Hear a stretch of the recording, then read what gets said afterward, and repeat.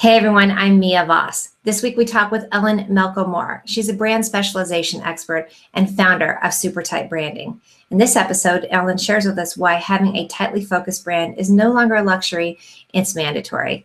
She also talks with us about the difference between branding and marketing. And if your brand isn't in the sweet spot, then your marketing will soon fall into the abyss. Join us.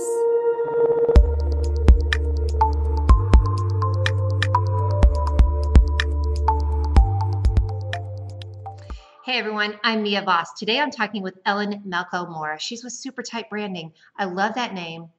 Tell me, why does my brand need to be Supertight? Are you giving me some eyebrow? I am giving you some eyebrow on it. Yeah, it's the name is meant to evoke some eyebrow, but really what it's all about is that I love it when your brand is highly specialized and very focused. And yes, I am making this motion, but Yes. That's really what it's about. It's a really focused, specialized brand that's also sexy.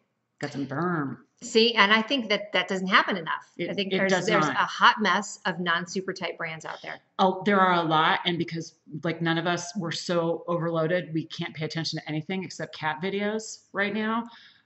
She said that looks like it's a bad thing. Well, yeah, and you're coming at me with your offer, and I just want to watch cat videos. So I need your offer to be very specialized, very focused, and I want it to make all of us turn our heads like little meerkats. Like when we hear you, we're like, oh my God.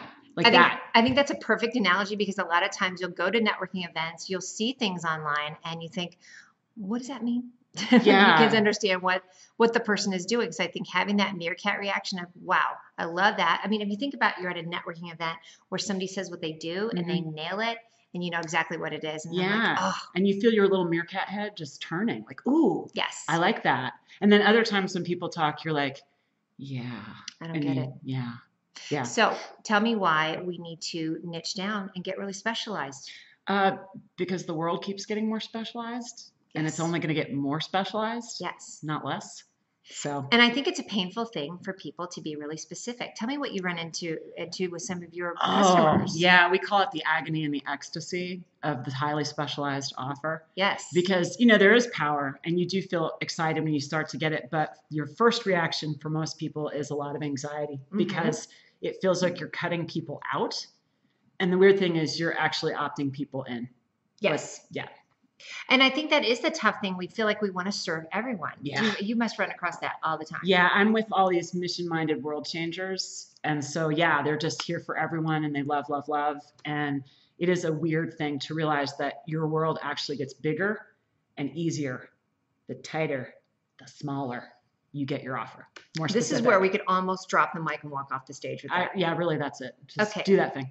But before we go, let's do a couple things. Do you have any advice out there for brands? Obviously, niche down. Give us a few more things that they can look at to realize if it's not working.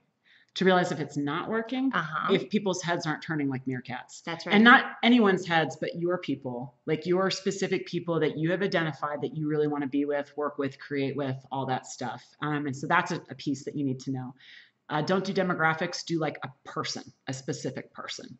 Yes, I think John Lee Dumas calls it his avatar Jimmy. I believe that's what he calls it. That's an awesome name. And he literally uses that of like, what would Jimmy do? It's more of a kind of a little spoof on what would Jesus do. Yeah. So I love that. So and then the one other thing I would say, as you keep getting it tight, if you're like a big game changer person, you need to keep it light.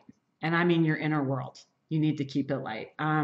Because you got all these people you're serving, so you need to get your prayer on, your dance on, your reality television, yes, your cat videos, whatever it is you need. You just need to bring more light in life into your world, because otherwise you're going to feel a lot of anxiety because your mission is big. And that's your second tagline.